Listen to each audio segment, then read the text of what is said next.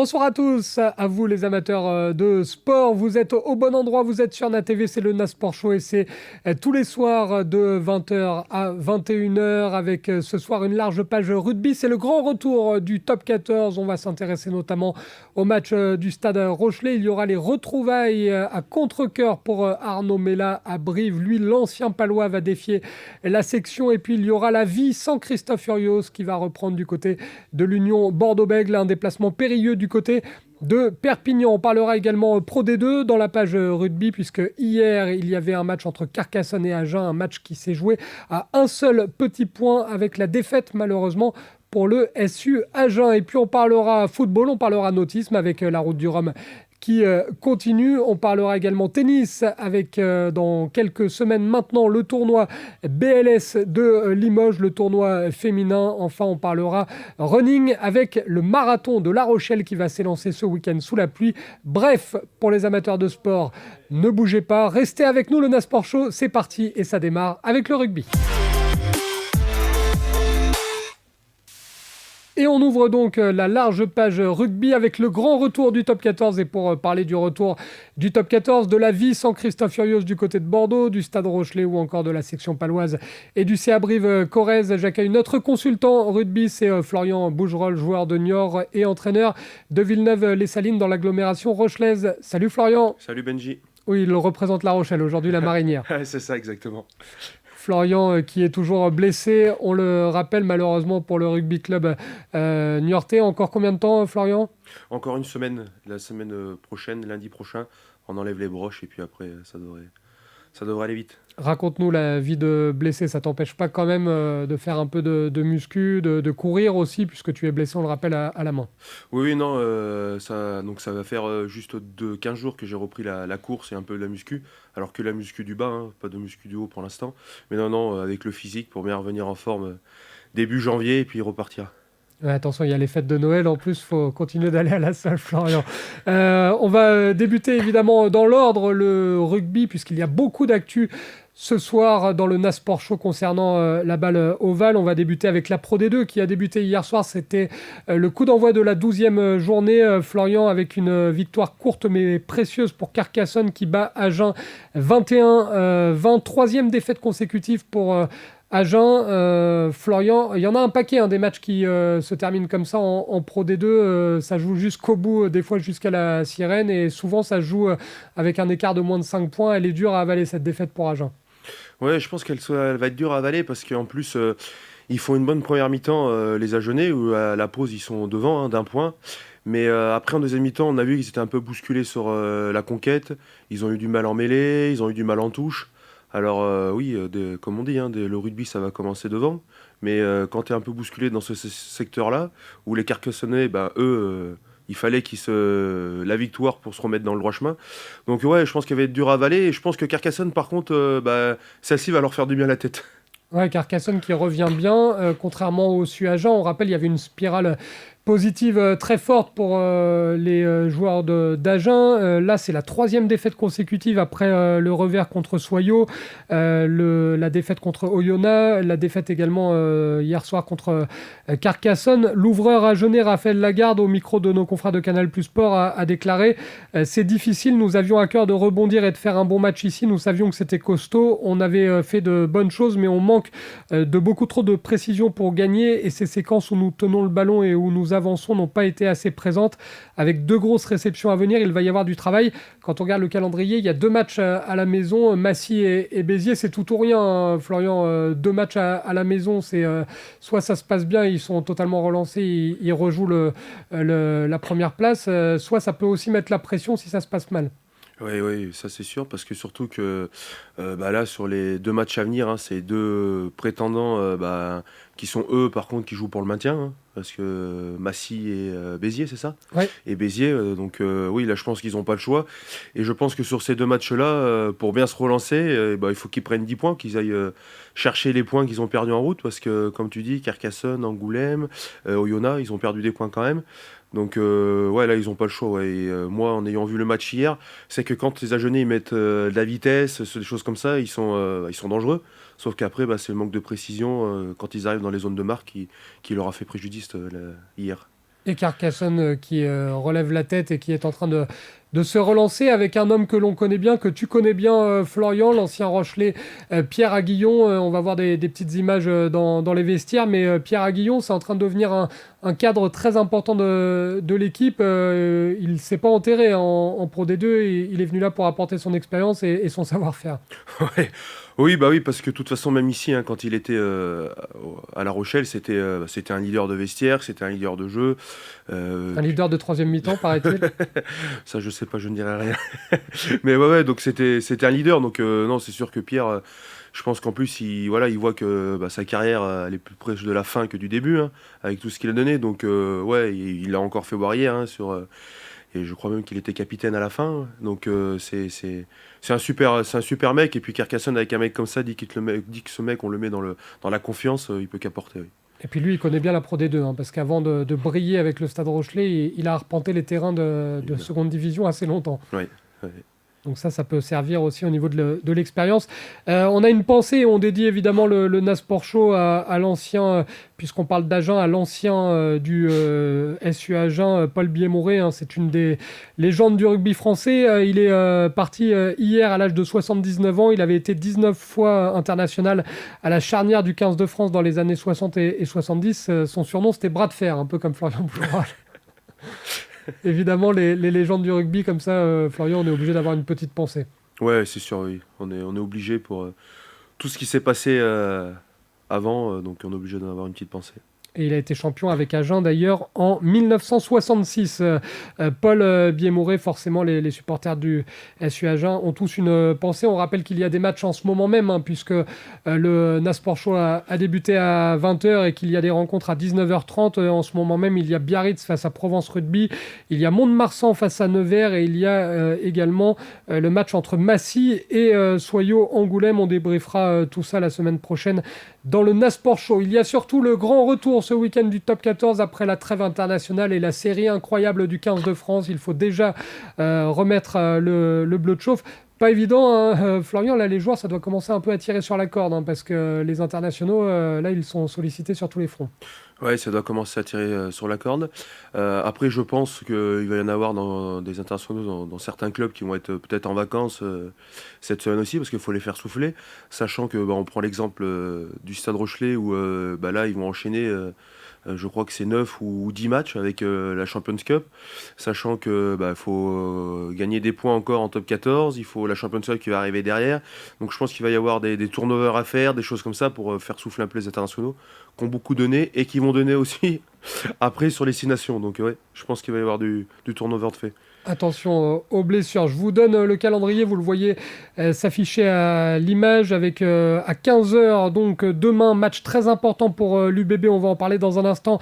Perpignan, Bordeaux-Bègles, Montpellier, Bayonne, Stade Rochelais, Castres, Pau face à Brive, tout cela à 15h ce samedi. À 21h05, il y aura le match entre le Stade français et le Rugby Club toulonnais. On pense très fort évidemment à Christophe Dominici. Racing 92, Clermont, dimanche à 17h et 21h05 dimanche pour terminer cette journée de top 14. Il y aura le Loup face au Stade Toulousain. Le Stade Toulousain toujours leader du classement. On débute dans l'ordre, je le disais. L'après Christophe Furios commence demain à 15h. Perpignan face à l'Union Bordeaux-Bègles, 10 jours après l'éviction du manager général de l'UBB. Ce sont ses adjoints qui prennent le relais et ça va pas être évident de rebondir à Perpignan, Florian. Non, c'est sûr, c'est jamais évident d'aller jouer à Perpignan. Après, voilà, hein, Christophe Furios c'est parti, mais même si il aurait été là encore ce week-end, l'UBB n'a pas le choix. Hein, il faut qu'il gagne des points et il faut qu'il gagne des points rapidement. Donc je pense que, comme je disais la semaine dernière, hein, je pense qu'ils se sont quand même appuyés sur ce projet de jeu. Alors il va y avoir des choses qui vont changer, ça c'est sûr, mais sur le projet de jeu qui avait déjà en place, parce que bon, il n'y a pas tout acheté, hein, loin de là. Mais les Béglés, ouais, ils ont intérêt de faire un gros match défensivement, être disciplinés parce qu'on est à l'extérieur. Et après, voilà, on verra bien comment ça va se passer.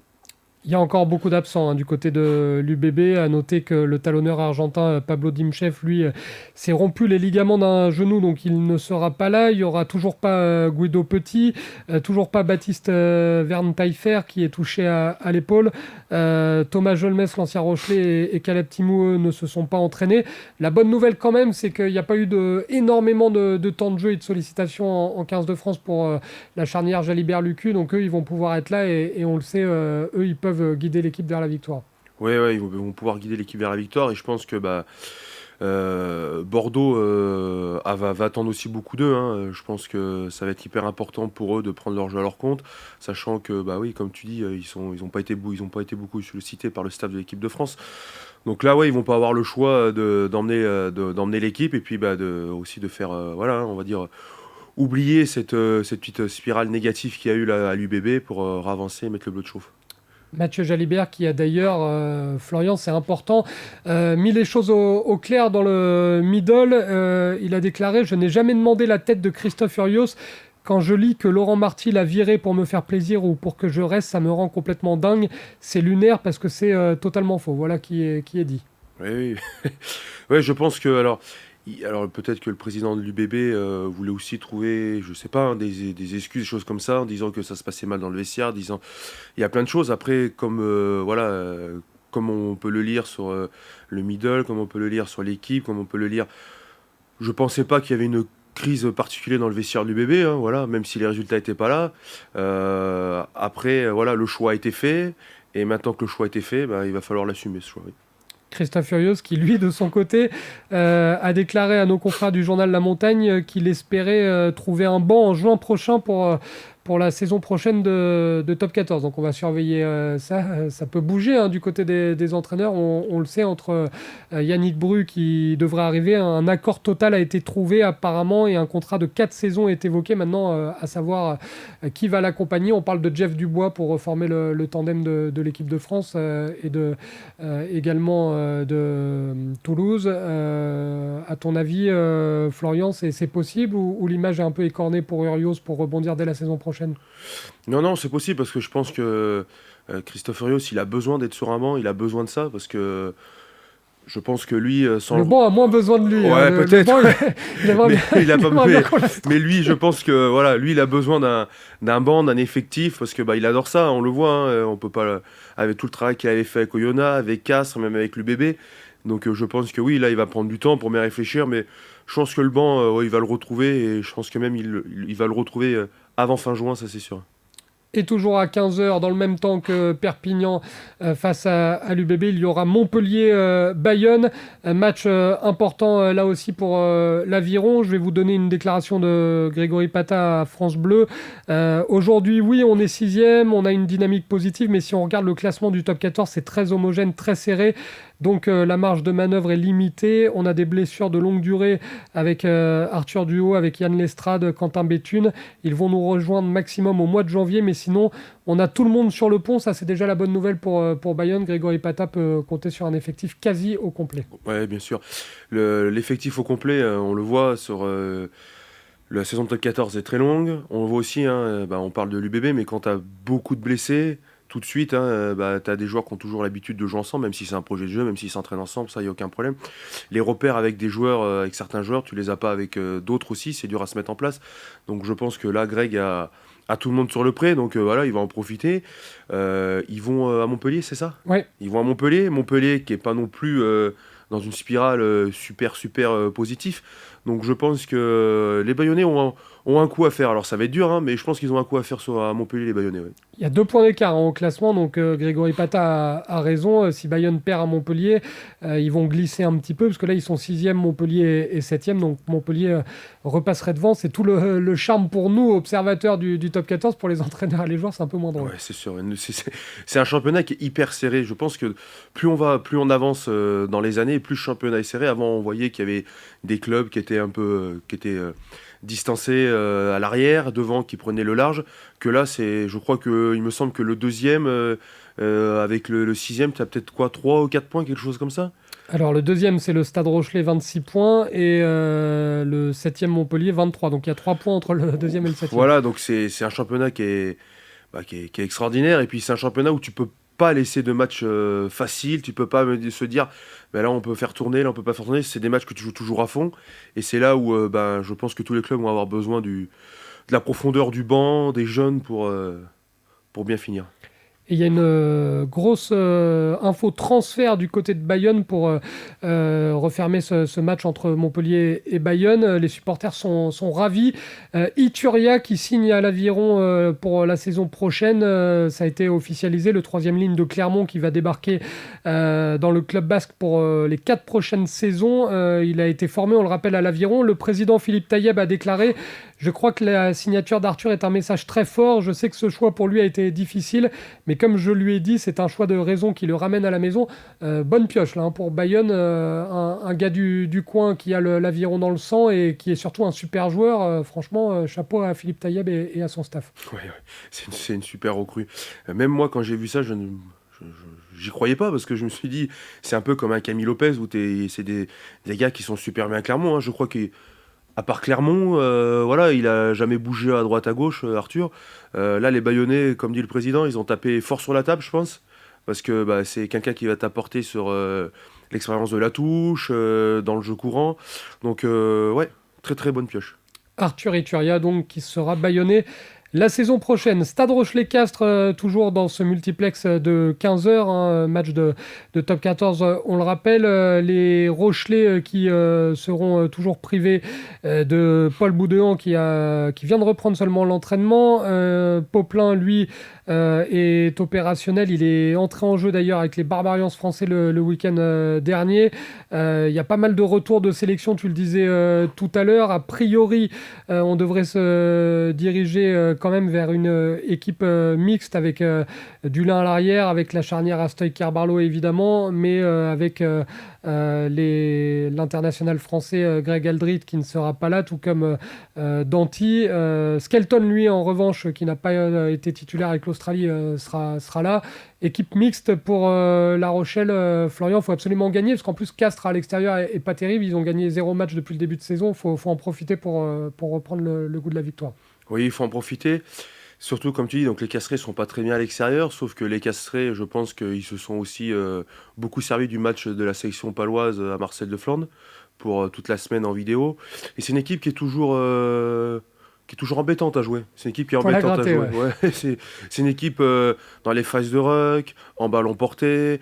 Voilà, c'est une équipe, je pense que si devant on arrive à les prendre sur les mêlées fermées, sur leur propre jeu, sur les ballons portés, sur leur propre jeu, le jeu une passe, je pense que là ils vont être embêtés. Mais si c'est une équipe qu'on laisse prendre de la confiance sur leur ballon porté, sur leur jeu une passe, sur la mêlée, sur le jeu que eux ils font frontal, on va être embêtés, je pense. Et après, voilà, La Rochelle. Est-ce qu'ils vont vraiment, vraiment, vraiment faire tourner? Est-ce qu'il y aura des gens en vacances? Je sais pas, je pense pas, parce que je pense qu'il faut absolument des points. Donc, au complet, ça, je sais pas, mais je pense qu'il va y avoir du monde quand même. Tout le monde était présent. En tout cas, hier, il y avait entraînement, comme c'est souvent le cas, à De Flandre, ouvert au public. Il y a toujours d'ailleurs énormément de supporters. Ils étaient tous là, hein, les Bourgarites, les Vardy, les Danty, les Antonio, les Aldrit. D'ailleurs, c'est une marque de fabrique ces derniers temps du Stade Rochelet. Florian, toi qui connais bien le contexte local, c'est important aussi avant un match de reprise comme ça, il y a une longue trêve d'avoir le public avec soi à l'entraînement pour pousser. Oui, c'est important, que ça soit à l'entraînement ou même quand on voit, hein, quand ils jouent le samedi ou le dimanche où il y a 16 000 spectateurs. Je pense que pour les joueurs, c'est important de retrouver donc déjà leur stade, de retrouver le public, de retrouver leurs collègues. Et voilà, hein, là, quand ces joueurs-là ont la chance de faire ce que t'aimes, hein, voilà, hein, quand tu te lèves le matin, même si voilà, c'est dur, tu prends des pètes, tu prends des coups, quand tu as la chance de faire le métier que tu apprécies, je pense qu'après, voilà, ils sont grands, mais ils savent comment gérer tout ça. Et l'avantage des supporters rochelais, c'est que c'est toujours très cordial, hein. Jamais ils mettent la pression, jamais ils sont toujours avec leurs joueurs quoi qu'il arrive. Donc c'est vrai que dans ces cas-là, quand c'est bon enfant et qu'il n'y a pas de pression, on aime avoir les supporters avec soi à l'entraînement. Donc ça, c'était l'entraînement ouvert au public hier au stade Marcel de Flandre. Il y en a un qui commence à être dans l'œil du cyclone et dont on parle de plus en plus, c'est Ronan O'Gara, parce qu'il a repris une petite valise de 10 semaines par la commission de discipline de la Ligue nationale de rugby. C'était mercredi soir. C'est déjà sa deuxième sanction cette saison. Et ça, on sait que c'est pas forcément ce qui plaît le plus au tandem Vincent Merlin et Pierre Vénère. Vincent Merlin, il aime bien quand même quand tout est calme, quand on ne parle pas trop du club en mal, quand on fait pas de vagues. Et là, c'est vrai que ça va un peu à l'encontre des valeurs du club de prendre tout le temps des suspensions. Oui, oui. Ouais, à l'encontre des valeurs du club, oui. Après, on le voit très bien, hein, Ronan O'Gara, il vit le truc à 100%, comme tout son staff, mais ils vivent le truc à 100%. Alors oui, c'est sûr que bon, quand tu es dans ce monde-là, tu as peut-être des choses à ne pas dire ou à pas communiquer, des choses comme ça. Mais après, voilà, je pense que oui, je sais pas si c'est fait Bah, taper à sur. chaud, on peut comprendre, Florian. Ce qu'on comprend un peu moins, c'est à froid d'envoyer des SMS au patron des arbitres ou des choses comme ça, ou de refaire d'autres déclarations dans la presse alors qu'il s'est passé 2 jours. C'est peut-être là où on lui en veut un peu plus, parce qu'à chaud, les compétiteurs, on sait que ça peut partir et ça, on les excuse, mais à froid, c'est peut-être plus dur à analyser. Ouais, ouais, c'est sûr, je pense que ça va être dur à analyser, ouais, je suis d'accord avec toi. Et des fois, tu sais, t'as l'impression d'être frustré sur le moment, tu te dis, bon, allez, je vais passer, et puis bah, le lendemain, voilà, je sais pas, hein, le fil noir sur le fil vert, ouais, les fils se touchent un peu, et Surtout puis le fil vert pour l'Irlandais, c'est voilà. compliqué. Donc, non, non, non, après, oui, comme ça, je pourrais pas te. Enfin, je peux pas C'est un te. match winner, hein, on le sait, Voilà, ça a toujours ouais, été joueur ou entraîneur, ou ça a toujours entraîneur, été ouais, bien quelqu'un sûr. qui déteste la défaite, donc Après, il faut l'accepter aussi. ça t'arrive, toi, de dégoupiller sur le banc de Villeneuve-les-Salines? Ça arrive des fois, ouais.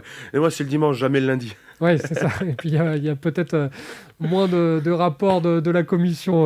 En tout cas, Ronan O'Gara, victoire impérative face à Castres. Ce sera samedi à 15h. Match là aussi un peu particulier pour le staff. Ça va être Pau face à Brive, puisque on va avoir le pauvre Arnaud Mella. Là, il a l'obligation de prendre des points contre son club de cœur, hein. Lui, qui va retrouver le stade du Hameau pour lancer son opération maintien. On rappelle qu'il a été promu entraîneur en chef de Brive, l'ancien palois Arnaud Mella. Pau va mieux, puisqu'ils ont battu, tu le disais tout à l'heure, La Rochelle.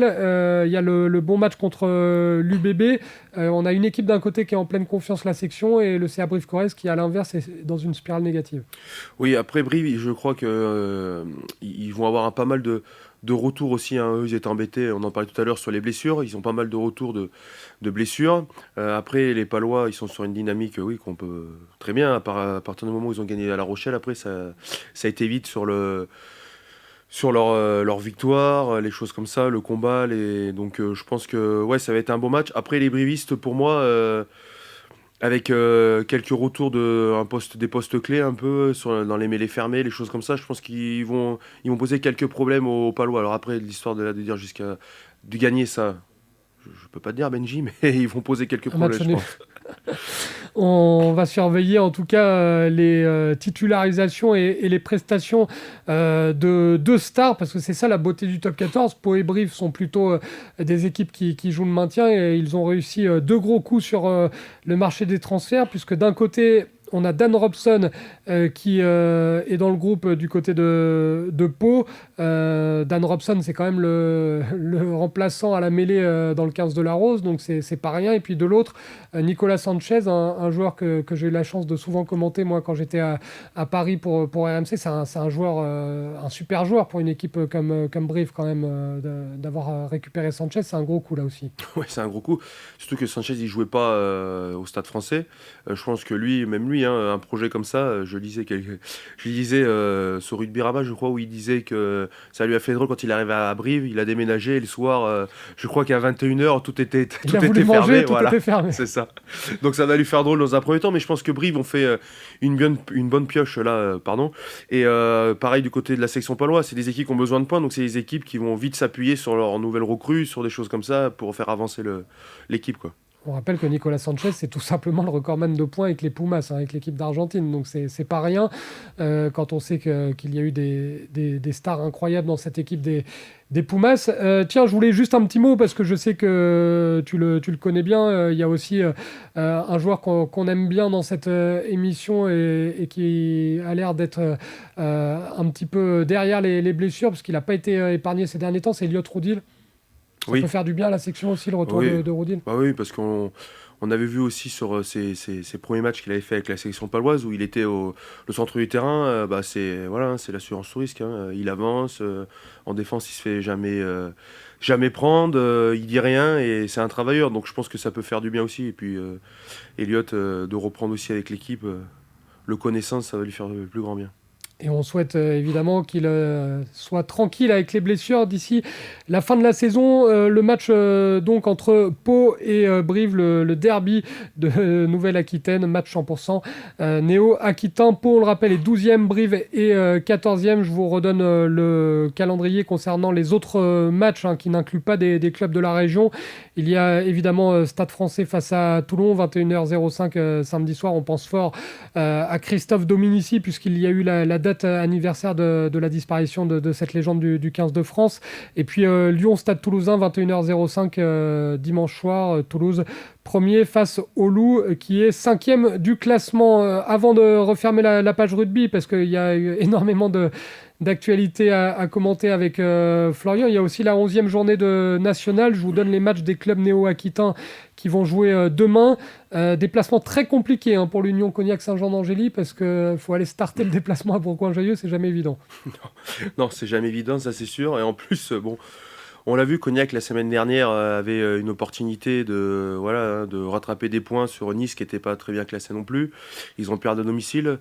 J'ai eu des déclarations du capitaine qui disait que là en ce moment c'était compliqué, c'était dur, qu'il fallait prendre les matchs les uns après les autres. Je pense que dans ces circonstances, il n'y a pas le choix de prendre les matchs les uns après les autres et puis de voir comment ça se passe. Mais c'est une situation qui doit être compliquée, je pense, pour Cognac-Saint-Jean. Ouais, le maintien, ça semble mission pas impossible, parce que c'est jamais fini dans le sport, Florian, mais quand on voit qu'ils sont lanterne rouge avec 6 points, les joueurs de Cognac-Saint-Jean, et que le 13e Rennes a 12 points, le 12e hier Carqueiranne à 20 points, le gouffre semble être trop profond, non ? Ouais, ça va être compliqué. Ouais. Alors, comme je l'ai dit, comme tu l'as dit, c'est jamais fini, mais ouais, il va falloir. Je pense que là, même jusqu'à la fin, s'ils n'ont aucune erreur à domicile, ça sera trop juste, parce qu'ils ont perdu beaucoup de points.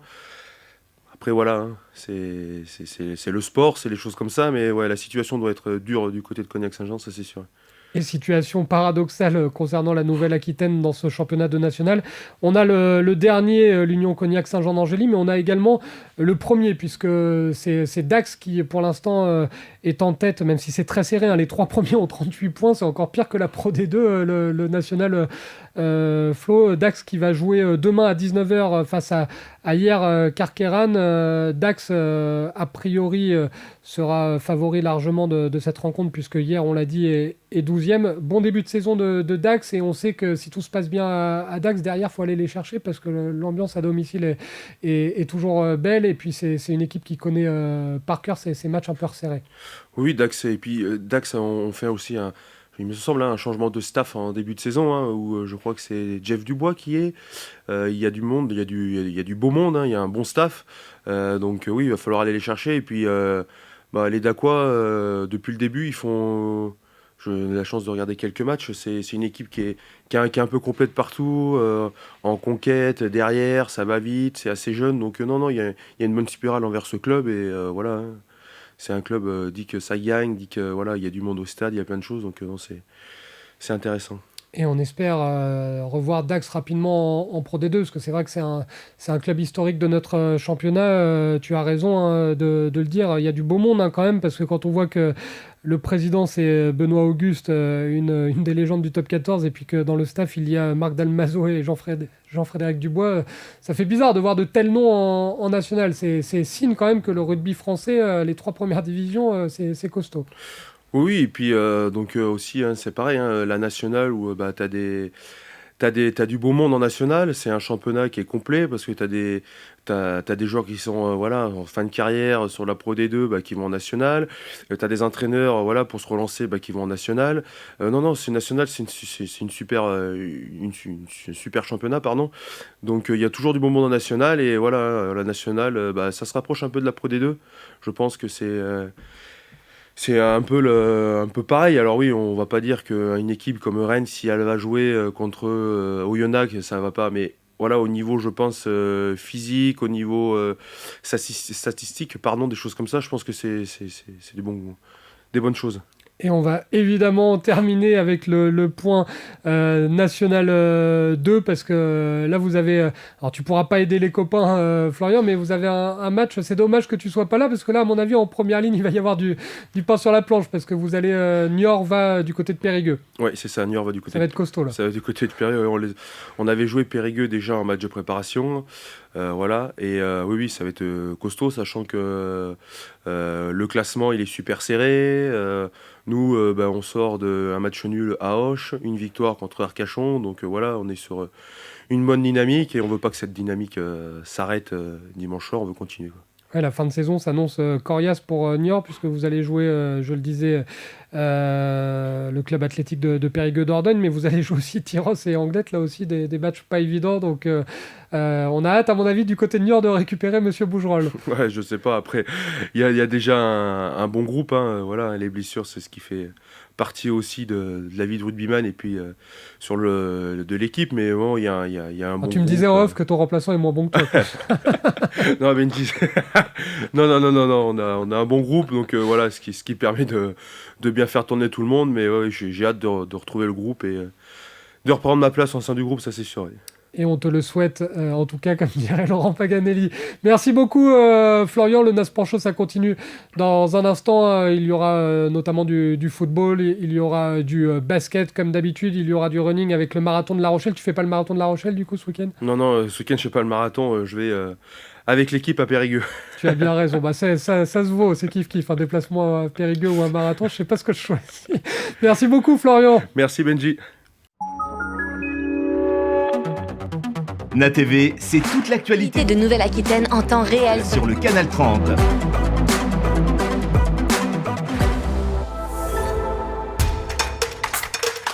Le Nasport Live, ce sont les plus grands clubs de Nouvelle-Aquitaine. Okeanos sur NATV, l'émission consacrée à l'actualité du nautisme. C'est l'actualité de Nouvelle-Aquitaine vue autrement sur NATV. Namas TV, l'émission idéale pour rester zen en Nouvelle-Aquitaine. NATV, la Nouvelle-Aquitaine autrement.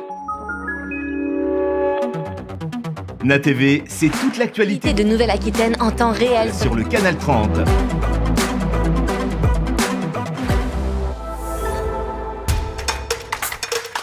Le Nasport Live, ce sont les plus grands clubs de Nouvelle-Aquitaine. Okeanos sur NATV, l'émission consacrée à l'actualité du nautisme. C'est l'actualité de Nouvelle-Aquitaine vue autrement sur NATV. Namas TV, l'émission idéale pour rester zen en Nouvelle-Aquitaine. NATV, la Nouvelle-Aquitaine autrement.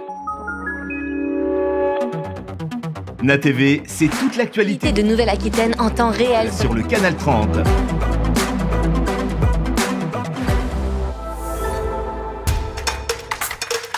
Le Nasport Live, ce sont les plus grands clubs de Nouvelle-Aquitaine. Okeanos sur NATV, l'émission consacrée à l'actualité du nautisme. C'est l'actualité de Nouvelle-Aquitaine vue autrement sur NATV. Namas TV, l'émission idéale pour rester zen en Nouvelle-Aquitaine. NATV, la Nouvelle-Aquitaine autrement.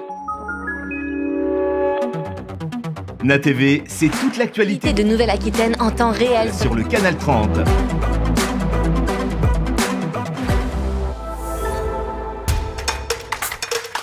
Le Nasport Live, ce sont les plus grands clubs de Nouvelle-Aquitaine. Okeanos sur NATV, l'émission consacrée à l'actualité du nautisme. C'est l'actualité de Nouvelle-Aquitaine vue autrement sur NATV. Namas TV, l'émission idéale pour rester zen en Nouvelle-Aquitaine.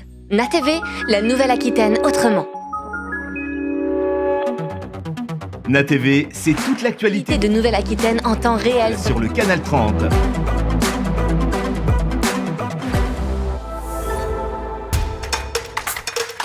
Le Nasport Live, ce sont les plus grands clubs de Nouvelle-Aquitaine. Okeanos sur NATV, l'émission consacrée à l'actualité du nautisme. C'est l'actualité de Nouvelle-Aquitaine vue autrement sur NATV. Namas TV, l'émission idéale pour rester zen en Nouvelle-Aquitaine. NATV, la Nouvelle-Aquitaine autrement.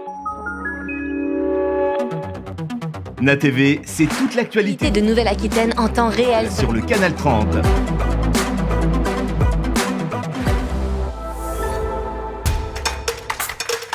Le Nasport Live, ce sont les plus grands clubs de Nouvelle-Aquitaine. Okeanos sur NATV, l'émission consacrée à l'actualité du nautisme. C'est l'actualité de Nouvelle-Aquitaine vue autrement sur NATV. Namas TV, l'émission idéale pour rester zen en Nouvelle-Aquitaine. NATV, la Nouvelle-Aquitaine autrement.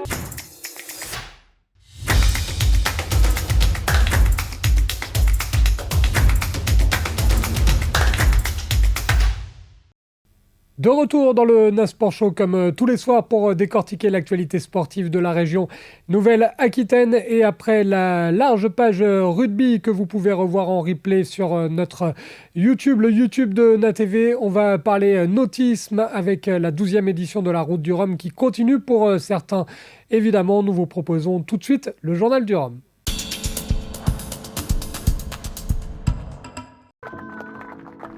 Le podium de la classe 40 réuni. Après le sacre du doublé de Johan Richomme, Ambrogio Beccaria est arrivé deuxième de cette route du Rhum destination Guadeloupe.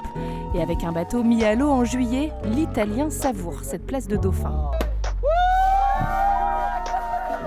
C'est un cadeau pour tous je suis trop content qu'on arrive à le faire parce que sinon toute cette intensité-là, tu te dis mais... c'est sympa le bateau, mais bon, faire deuxième c'est mieux.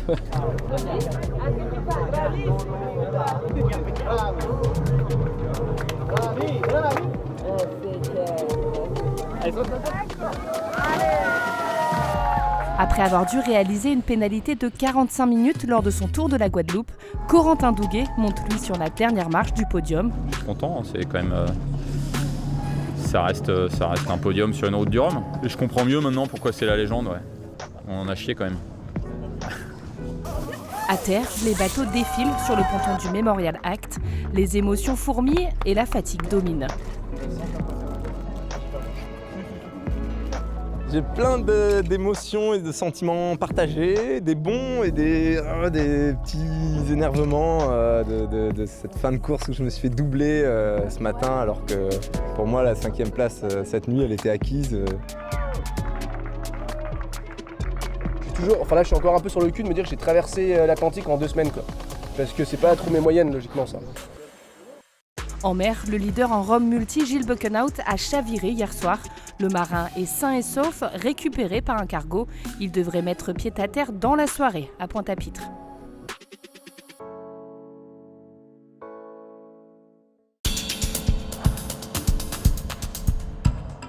C'était le Journal du Rhum, édition du vendredi prochain. Journal du Rhum à l'antenne. Dans le NAS Sport Show, ce sera lundi. Tout de suite, l'actualité du ballon rond.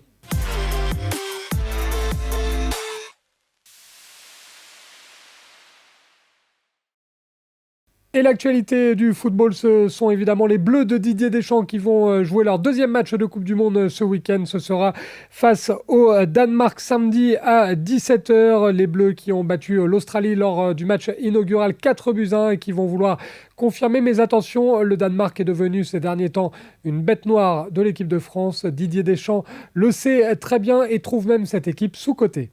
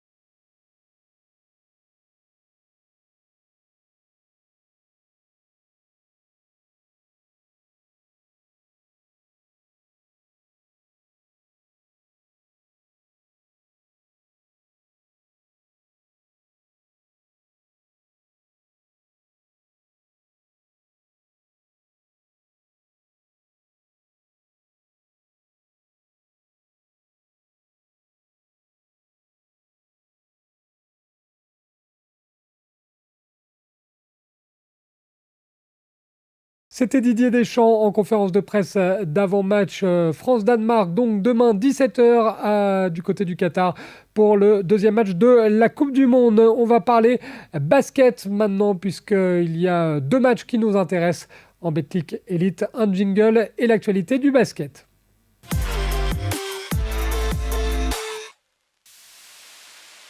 Et l'actu basket, c'est la 10e journée de Betclic Elite puisqu'il n'y a pas de championnat féminin ce week-end. Pas de match donc pour Basketland. En revanche, des matchs pour le CSP Limoges et pour l'élan béarnais. Le CSP Limoges sera à domicile demain à 17h face à Dijon. L'Asvel face à Paula Cortez.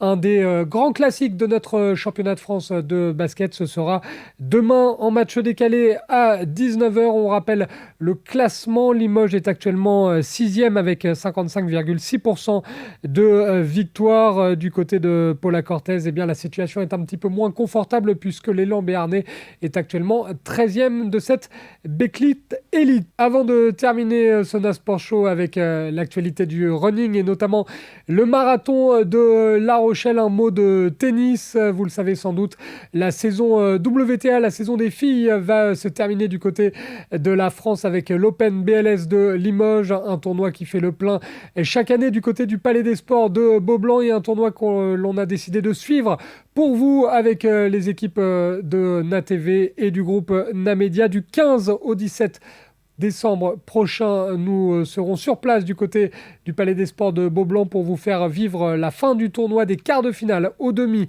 en passant par la finale mais également le double. Nous serons à Limoges avec vous en direct pour eh bien, que vous ne manquiez rien de cette Open BLS de Limoges. On verra si par exemple la Française Alizé Cornet est capable de l'emporter. Kristina Mladenovic sera également là pour représenter le clan France. Petite bande-annonce et on revient tout de suite pour la fin du Nasport Show. En cette fin d'année, il y a deux types de joueuses. Celles qui profitent des plus belles plages du monde pour se reposer au soleil, et il y a celles qui charbonnent, qui s'entraînent dur, qui transpirent et qui continuent de jouer dans l'espoir de valider leur ticket pour l'Open d'Australie. Le Palais des Sports de Beaublanc, lui, ne s'arrête jamais et délaisse le temps d'un instant la grosse balle orange pour la petite balle jaune. À l'occasion de la 16e édition de l'Open BLS de Limoges, NaTV monte au filet et vous propose de vivre ce tournoi sur notre antenne. Qui succédera à la Belge Alison Van Uytvanck? Les Françaises Alizé Cornet et Kiki Mladenovic vont-elles briller dans un tournoi qui échappe au clan France depuis Caroline Garcia en 2015? Sofia Kenin peut-elle revenir à son meilleur niveau? Réponse à toutes ces questions du 15 au 17 décembre et c'est seulement sur NaTV.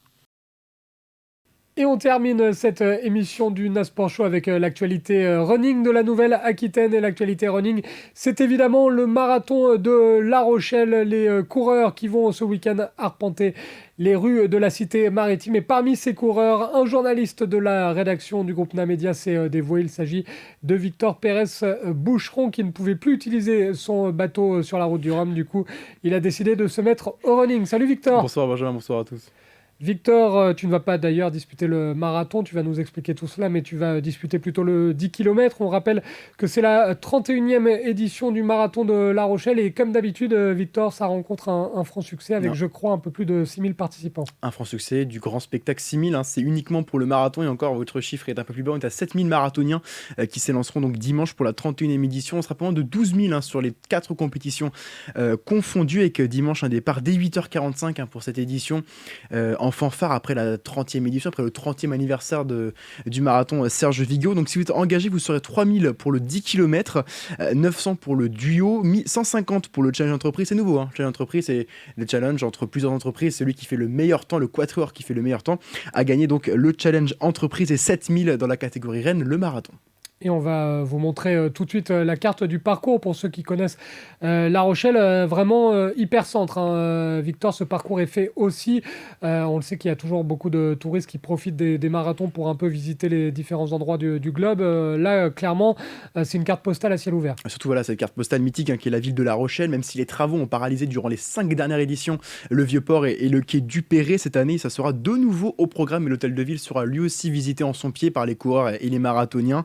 Et puis également toujours cette carte postale avec ce final repensé avec l'arrivée pour terminer comme à l'accoutumée sur le Saint-Jean d'Acre devant les Tours de La Rochelle. Tu m'as parlé de la course et tu m'as parlé de la nouveauté avec la course inter-entreprise. Nouveauté également à laquelle je vais peut-être participer à défaut de courir, c'est la pasta party. Apparemment, il va y avoir une fête géante avec spaghetti au programme. C'est ça, c'est Victor juste après la course. Voilà, c'est le dimanche, justement pour. C'est que pour ceux qui ont participé ou On peut s'inscrire. Les personnes qui savent peuvent s'inscrire, évidemment, les accompagnateurs, les enfants, les grands-parents, les compagnes, les compagnons. Et évidemment, voilà, cette pasta party, ça rassemble. On est là pour rassembler, on est là pour fédérer l'union du sportif, la passion de la course à pied. C'est une drogue, la passion de la course à pied. On aime courir, on aime faire le sport, on aime se retrouver le dimanche. Alors, à 8h45, il fera pas chaud, en tout cas, mais on sera là sur la ligne de départ si vous me croisez sur le 10 km. Mais effectivement, cette pasta party, je n'y serai pas présente à la pasta party, il y a d'autres obligations, mais effectivement, ça rassemble, ça fédère, et puis on est content de manger des pâtes après un bon 10 km. Et apparemment 150 kilos de spaghettis. Donc si au centre commercial Beaulieu-Pulboro, il n'y a plus de spaghettis, c'est normal, ça a été dévalisé pour le marathon de La Rochelle. Donc toi, Victor, tu vas courir, comme beaucoup d'ailleurs, le 10 km par rapport au parcours que l'on a vu à l'antenne tout à l'heure de l'ensemble du marathon. Ça va passer par où le 10 km ? On partira donc à 8h45 de l'avenue du Général Leclerc. On se dirigera quartier La Jeunette, direction le Port-Neuf, stade Marcel de Flandre, devant cet antre du rugby Rochelet. Nous passerons du côté de ce front de mer, nouveau front de mer qui a été tout neuf, tout flambant neuf sur Port-Neuf. On remontera à l'avenue du Mail, qu'on descendra en direction de la Tour de la Lanterne. On passera évidemment par le port, rue du Palais, et on passera sous la Grosse Horloge pour ensuite revenir au quartier des Minimes et donc repasser sur ce vieux port pour rejoindre le Saint-Jean d'Acre et donc l'arrivée entre les deux tours qui fera une très très belle photo finish. Et est-ce que tu as un temps estimé pour ceux qui vont comme toi faire le 10 km, Victor ? Il y a une nouveauté également sur ce 10 km, c'est les meneurs d'allure, des meneurs d'allure qu'on trouve également sur le marathon, 3h, 3h50, 4h, 4h50. Et il y aura également des meneurs d'allure pour justement se doser et pas partir comme une flèche et être explosé au kilomètre 6, au kilomètre 7. Effectivement, c'est une nouveauté. Alors, je vais peut-être pas trop les suivre. Moi, c'est vrai que je vais faire ma course de mon côté, mais c'est une très très bonne initiative et estimé, on va pas essayer de faire une grosse performance, mais si on fait une petite 1h05, c'est très bien 1h05, ouais. 1h05, ça sera déjà pas mal. En tout cas, l'affiche du marathon est absolument splendide. Là, avec les Tours de La Rochelle, on va vous la remettre à l'antenne. Et on va bien évidemment féliciter tous les bénévoles, parce que le marathon, Victor, c'est aussi énormément de bénévoles. On en a vu là tout au long de la semaine, parce qu'on a la chance d'avoir nos studios qui sont juste à côté d'une partie du parcours. On a vu des bénévoles sous la pluie courir pour tracer les lignes qui vont permettre de garder les coureurs en sécurité et d'identifier aussi le parcours. Et chapeau, parce que sous les trompes d'eau, tracer le parcours comme ça, le tout bénévolement, c'est pas évident. Moi, j'ai été démarché à la maison par des bénévoles, justement parce qu'il en manquait un petit peu, et c'était la chasse aux bénévoles. Chapeau, parce que c'est pas évident sous la pluie de donner de son temps pour le marathon. C'est vrai que les manifestations sportives ont besoin des bénévoles et manquent de bénévoles. C'est justement pour ça qu'il y a un élan de générosité. Il faut, si vous avez le temps, vous présenter, vous dire oui, donnez votre temps, parce que les manifestations sportives comme ça, locales, ont besoin de bénévoles. Et même sur des épreuves comme le Tour de France qui fera son passage dans la région, on a besoin de bénévoles. Donc si vous l'organisez, n'hésitez pas à rejoindre les associations. C'est gratuit, donnez un peu de votre temps, mais vous serez content d'avoir du beau spectacle dimanche devant chez vous. Et venez encourager les coureurs et les coureuses qui vont faire le marathon ou les 10 km comme Victor, ou les courses inter-entreprises. Bref, venez, si un rayon de soleil arrive, venez encourager les coureurs, venez donner de votre temps. Et en tout cas, on souhaite une très bonne édition à tous les participants de cette édition 31 du marathon de La Rochelle. Bonne chance à toi aussi, Victor. Merci. Ne te blesse pas. On se revoit lundi pour parler Mais il y a besoin de toi, donc oui. Évite le claquage. Merci Victor, et merci à vous pour votre fidélité. Je vous souhaite un très bon week-end de sport à l'écoute de NATV.